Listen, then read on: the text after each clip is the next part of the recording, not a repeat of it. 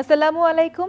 উত্তর আমেরিকার প্রবাসী বাংলাদেশিদের নানা খবরাখবর নিয়ে আমাদের নিয়মিত আয়োজন প্রবাসে বাংলাদেশ সংবাদ পরিক্রমায় আপনাদেরকে স্বাগত জানাচ্ছি আমি আল আভি জাহান। আজ যে খবরগুলো আমি আপনাদেরকে জানাবো তা হলো, নিউ ইয়র্কের টাইমস স্কোয়ারে 1432 বাংলা বর্ষবরণের ঘোষণা দিয়েছে এনআরবি ওয়ার্ল্ড ওয়াইড। জ্যাকসন হাইটসের জুইশ সেন্টারে এবারের আয়োজনের উদ্বোধন ঘোষণা করেন কণ্ঠশিল্পী রথীন্দ্রনাথ রায়। 2025-এর 12 এপ্রিল টাইমস স্কোয়ার এবং 13 এপ্রিল জ্যাকসন হাইটসের ডাইভার্সিটি প্লাজায় দুদিনের আয়োজনে বাংলা নতুন বছরকে বরণ করা হবে। এনআরবি ওয়ার্ল্ড ওয়াইডের প্রধান বিশ্বজিৎ সাহার সভাপতিত্বে অনুষ্ঠিত বাংলা বর্ষবরণ ঘোষণা অনুষ্ঠানে স্বাধীন বাংলা বেতার কেন্দ্রের কণ্ঠযোদ্ধা রথীন্দ্রনাথ রায়কে আহ্বায়ক এবং অভিনেত্রী লুৎফুন্নাহার লতা এবং নৃত্যশিল্পী লায়লা হাসানকে শুভেচ্ছা দূত করা হয়।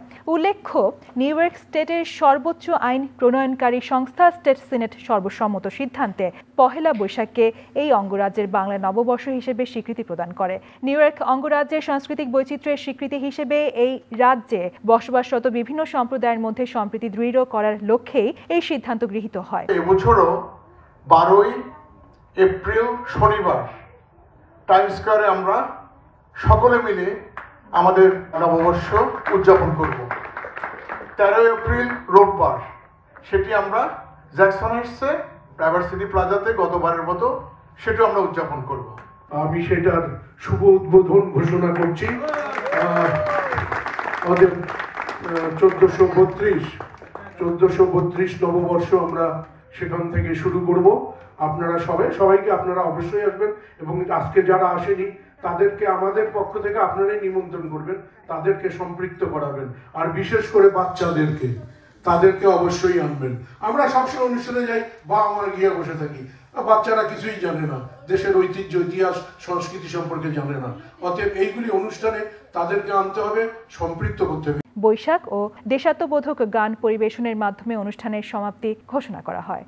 বাংলাদেশে অবিলম্বে একটি অবাধ, সুষ্ঠু ও গ্রহণযোগ্য নির্বাচনের দাবি জানিয়েছে যুক্তরাষ্ট্রের বাংলাদেশি জাতীয়তাবাদী ভিত্তিক সংগঠন ইন্টারস্টেট বিএনপি।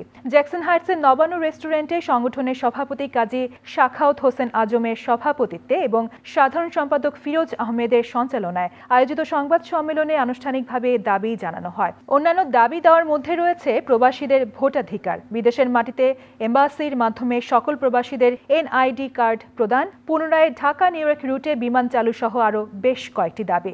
সাংবাদিক সম্মেলনে আরও উপস্থিত ছিলেন জাহাঙ্গীর সোহরাওয়ার্দী, নাইম টুটুল, সাদাত হোসেন রাজু প্রমুখ। যুক্তরাষ্ট্রে বর্তমান ইমিগ্রেশন সংকটে করণীয় বিষয়ে নিউ ইয়র্কে ওয়ার্ল্ড হিউম্যান রাইটস ডেভেলপমেন্ট ইউএসের আয়োজনে সেমিনার অনুষ্ঠিত হয়েছে। জ্যাকসন হাইটসের শেফ মহল রেস্টুরেন্টে কমিউনিটি সচেতনতামূলক পরামর্শ সভায় অংশ নেন নিউ ইয়র্কের বিশিষ্ট ব্যক্তিবর্গ এবং সাধারণ প্রবাসীরা। সংগঠনের সভাপতি শাহ শহীদুল হকের সঞ্চালনায় এদিন অভিজ্ঞ ইমিগ্রেশন অ্যাটর্নিরা বলেন, প্রেসিডেন্ট ট্রাম্পের আপাতত টার্গেট হচ্ছে ক্রিমিনাল অবৈধ অভিবাসীরা। এছাড়া যাদের রাজনৈতিক আশ্রয় প্রার্থনার আবেদন নাকচ হয়েছে তাদের সতর্ক থাকার পরামর্শ দেওয়া হয়। এদিন উপস্থিত ছিলেন attorney Michael Peston, Edward Strong Scott, attorney Moin Chowdhury, বিশিষ্ট ব্যবসায়ী শাহনেওয়াজ, ইঞ্জিনিয়ার আব্দুস সোবহান প্রমুখ। নিউ ইয়র্কে যাত্রা শুরু করেছে চট্টগ্রামের ঐতিহ্যবাহী মেদজান রেস্টুরেন্ট। বাংলাদেশি মালিকানাধীন এই রেস্টুরেন্টটি শুভ সূচনা করা হয় কুইন্সের জামাইকার বাংলাদেশি অঞ্চল 16308 হিলসাইড অ্যাভিনিউতে। চট্টগ্রামের ঐতিহ্যবাহী সুস্বাদু সব রকমের খাবার নিয়ে সাজানো হয়েছে রেস্টুরেন্টটি। এদিন প্রতিষ্ঠানটির কর্মকর্তাদের মাঝে উপস্থিত ছিলেন এস এম রাশিদুল আলম, তারেক চৌধুরী, সাইফুল ভুইয়া, আব্বাস উদ্দিন, মনসুর আলম চৌধুরী, আশরাফ আলী খান লিটন, মাহমুদুল হাসান, পল গোমেজ, ডেভিড গোমেজ। কর্মকর্তারা জানান, যে কোনো অনুষ্ঠানে সুলভে সুস্বাদু খাবার সরবরাহে তারা বদ্ধপরিকর এবং পবিত্র মাহে রমজানে তাদের রয়েছে বিশেষ ছাড়। চট্টগ্রামের ঐতিহ্য পরিবেশনের জন্য শেফ হিসেবে যোগ দিয়েছেন ফরিদ আহমেদ ও সোহেল হাওলাদার। নিউ ইয়র্কের জ্যাকসন হাইটসের জুইশ সেন্টারে মহান শহীদ দিবস ও আন্তর্জাতিক মাতৃভাষা দিবস উপলক্ষে 21-এর চেতনা ও আজকের বাংলাদেশ শীর্ষক আলোচনা সভা অনুষ্ঠিত হয়েছে। এদিন শ্রদ্ধাঞ্জলি, কবিতা আবৃত্তি ও গণসঙ্গীতের আয়োজন করা হয়। অনুষ্ঠানে সভাপতিত্ব করেন স্বাধীন বাংলা বেতারের কণ্ঠযোদ্ধা রথীন্দ্রনাথ রায়। প্রধান আলোচক ছিলেন সাংবাদিক সৈয়দ মোহাম্মদ উল্লাহ। শুভেচ্ছা বক্তব্য রাখেন প্রাবন্ধিক ও মুক্তিযোদ্ধা সুব্রত বিশ্বাস, সাপ্তাহিক ঠিকানার প্রধান সম্পাদক মোহাম্মদ ফজলুর রহমান সহ অন্যরা। অনুষ্ঠানের শেষাংশে আবৃত্তি করেন বাচিক শিল্পী গোপন সাহা ও ক্লারা রোজারিও। এই ছিল আমাদের আজকের প্রবাসে বাংলাদেশ সংবাদ পরিক্রমার সকল খবর। আগামীতে আবারও দেখা হবে। সকলের জন্য রইল শুভকামনা।